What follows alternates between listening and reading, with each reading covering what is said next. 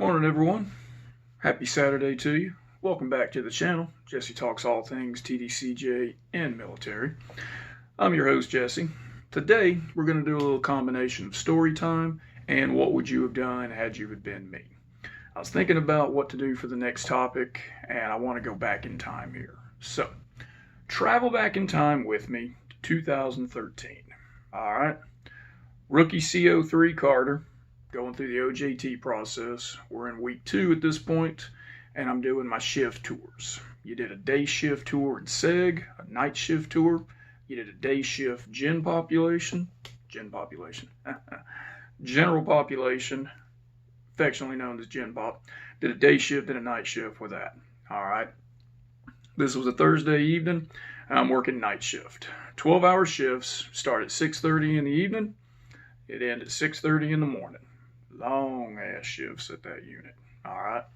I was assigned to a fairly experienced CO. He had been there for at least 5 years because he had one of the French fries, the gold hash mark that they would wear on their sleeves signifying 5 years of service.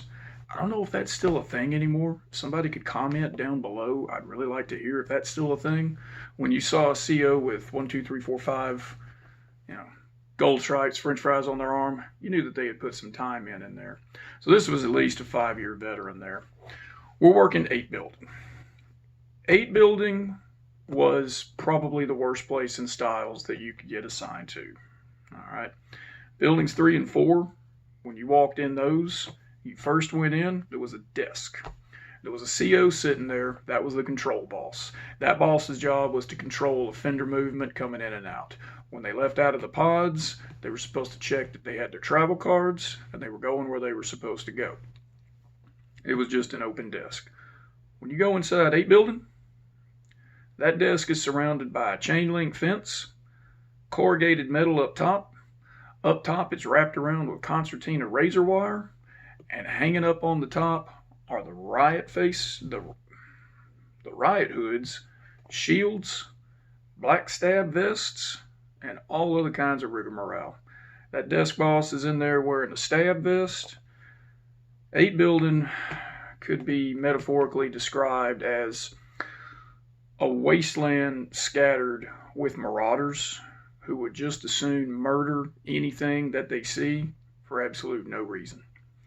It housed the absolute worst of the inmates that needed to be in SEG, but there just wasn't enough room in SEG. 12 building was only so big, and there were way more than those guys. Styles unit was known as a 2250 unit. 2250 meaning the number of inmates it was supposed to house.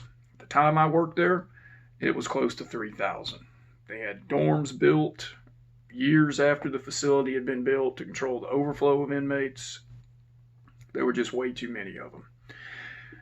8 building housed the worst of the worst. G1 being the lowest level of custody, G5 being the highest. And then you got into SEG. SEG level 1, 2, and 3. Okay? Totally separate classifications. Closed custody inmates, they were in the same kind of pod that 3 building would be in, but they didn't leave it. They would go down to their day room. They would get housed in their cells when it was time to feed trays. It was kind of like SEG, but not SEG. SEG, but you had to feed them with the same procedures.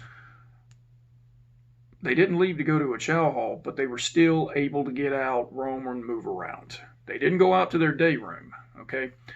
8 building did have an outdoor day room, and it was just rock and roll. You only had to be around 8 building for about 10 minutes to realize these are some bad dudes, all right? They just as soon stick a piece of iron in you as look at you. Wouldn't even care. Don't even need a reason to. All right.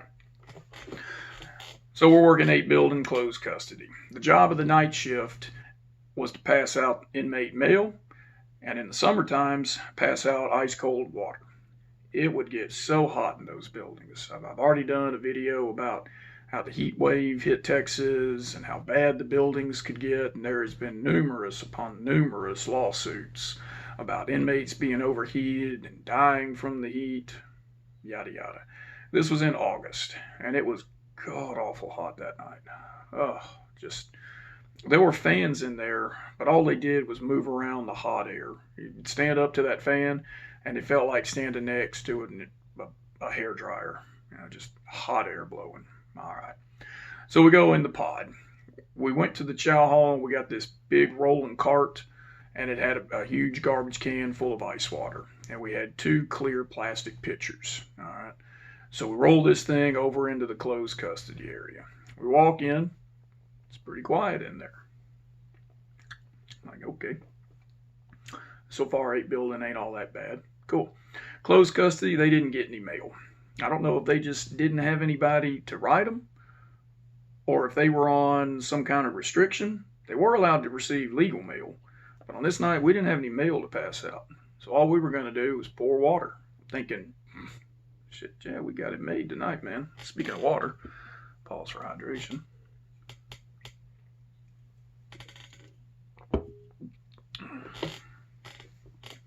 Not a big deal. We go down the first tier. We're able to push the cart, take the lid off the garbage can. We dip the pitchers in it. We'd open up the slot. Cup would come out, pour water in it. They pull the slot back. We got to about the 3rd cell, and that was when it started to get stupid. We opened up the cell. Dude slams the fucking cup down on it. Fill that fucker up to the top, motherfucker. Starts yelling. I'm like, what the... All right, the guy I'm working with, he pours water in it, and dude's just sitting there hollering, banging on the door. He just stands there. You gonna take this cup? And he reaches down, and he acts like he's gonna close the slot. Hand reaches out, grabs the cup, pulls it, and then he slams the slot. All right. A lot of these cells had 2 individuals in it. Some only had 1. All right. So we're going down. We get to the end of it. Now it's time to go up the stairs. What can't we take up the stairs with us? That rolling cart. What do we got to do? We got to muscle this freaking container full of water. A gallon of water weighs 8 pounds. I don't know how many gallons this trash can was. It was one of those gray, Brute, B-R-U-T, kind of Rubbermaid trash cans. It was so heavy. And once the water started sloshing around, it made it awkward. I'm thinking, you know, in the movies, Blood In, Blood Out, American Me, you see the guards just standing there, milling about, not doing anything. I'm thinking, man, when do we get to that part? You never did. At least not at Styles. There was almost never any standing around time. We go up to the 2nd tier. We're dragging this water can behind us, filling up water. Dudes, they're just spitting through the freaking door. The door had the chicken wire. I've already talked about that. They're spitting through that, throwing stuff at the door. Man, here I am just trying to give these dudes on this hot night some cold water, and they're taking out all their anger and aggression on me. Like, okay, reality's of prisoners starting to set in. This is not a good place. Got it. We get up to the 3rd tier. 3rd tier was the hottest part. Heat rises. That air was just absolute stagnant up there. He and I are both drenched in sweat. All right. We get to this one cell, and before we did anything, he says, "Hey Carter, hey, you go to the chow hall, get me 2 Johnnies." Johnny was a sandwich, either a PB&J, some kind of pink, red, purple, greenish sweat meat. For breakfast, it would be 2 hard-boiled eggs. Says, "Hey, can you go get me 2 Johnnies?" Sure, not in question. I was a new guy. Go down the steps, go out, the picket boss lets me out, rolls the door, get to the desk. Desk boss looks at me, nods, doesn't say anything. I leave, I go into the chow hall. Cool, everything's been taken care of. The only way I knew how to get into the back of the chow hall was going through the ODR. So go in there. When you go in, you had the serving line, the wall, and there would be a space. That was where you could walk in and around behind there. As a CO, you go anywhere in that facility. All right, it didn't matter if inmates were working behind the line. CO ran the shit, okay? Feel free to beat that up. So I go back in the back, and nighttime, there's not near as much activity. There's less offender movement. They're not serving meals, except for breakfast, which would be way later on. So it's pretty quiet in there. I'm kind of looking around, looking to see if I can find somebody. And I see three individuals, one sitting at a desk, two of them sitting on the desk. Two younger individuals, guy and a girl, older guy, older black guy, food service manager. We had been taught in the academy that a food service manager was the equivalent of a sergeant. They were considered non-security to a point, and the equivalent of sergeant, simply because they went to the sergeant's academy as well, although they didn't wear sergeant insignia. I figure I'm going to pay this man some respect. He looks up at me. Hey, what's going on, boss? Hey, Sarge, how you doing? Need a couple of Johnnies for 8 building. Couple of Johnnies for 8 building? Yeah, Sarge, couple of Johnnies for 8 building. What, you selling them for showers? Say again? You trying to sell for some showers? No? Didn't Desk Boss call in? Ain't nobody called me. If you're trying to get Johnnies for 8 building, you better figure out what they for. I need to know that. I was like, oh, okay. I didn't know what to do. So I turned around and I go back to 8 building. I go to the desk boss. I said, hey, didn't you call in some Johnnies here? He's like, I didn't call in for any Johnnies. I don't remember what the guy's name was. I said his name, said he needed a couple of Johnnies for 8 building. He said, he probably wants them for himself. Okay. Still didn't really know what to do. Go back to the chow hall. Find the same guy. It's like, hey, Sarge. Hey, they're for the boss that's working over in closed custody. Oh, okay. Okay, so you're not trying to sell for showers. Sarge, I'm OJT. I've been here for 2 weeks. I have no idea what you're talking about. What he was talking about, how do I make sense of this the best way? All right. You got to pull the guys out to take them to the shower. That takes work. That takes effort. You got to cuff them up. You got to move them down around. Guy will tell you, hey, I'll give you it happened all the time in SEG. I knew it in SEG. I didn't know it in Gen Pop. He'd say, hey, if you give me a couple Johnnies, you give me some extra food, get me some milk, get me something food related, I'll give you my shower, I'll give you my rec. You give him that food, that meant you didn't have to pull him out of the cell. Less work. What he was implying to was I trying to get Johnnies, was I trying to get those sandwiches so I could take them back, give them to inmates so we didn't have to pull guys out for showers. That's what he was talking about. He could tell by the way I was reacting, I had no idea what he was talking about. And I told him they were for the officer. When he said they're for an officer, I said, all right. And then once he said, you're not trying to sell them for showers, I don't know what you're talking about. In his mind, he clicked. He kind of reconciled, okay, this guy's legit. He said, okay. Well, over there on the table, there's the bread, there's peanut butter, there's jelly. Put you some gloves on. Just make you however you need. Just make sure they ain't for showers. Like, nope, not for showers, Sarge. Cool. I go over there. I start making this Johnnies. He said 2. I made 4 or 5. I was going to make some for me, make some for him. I'm making them. He comes over. Hey, boss, how long you been here? This is my 2nd week of OJT, Sarge. You prior military? Prior Marine, Sarge. That's good. You ever think about working out here in the kitchen? Hadn't really thought about it. Still getting my sea legs in here, feeling it all out. So, all right, well, you get your little time in. You think about it. Okay.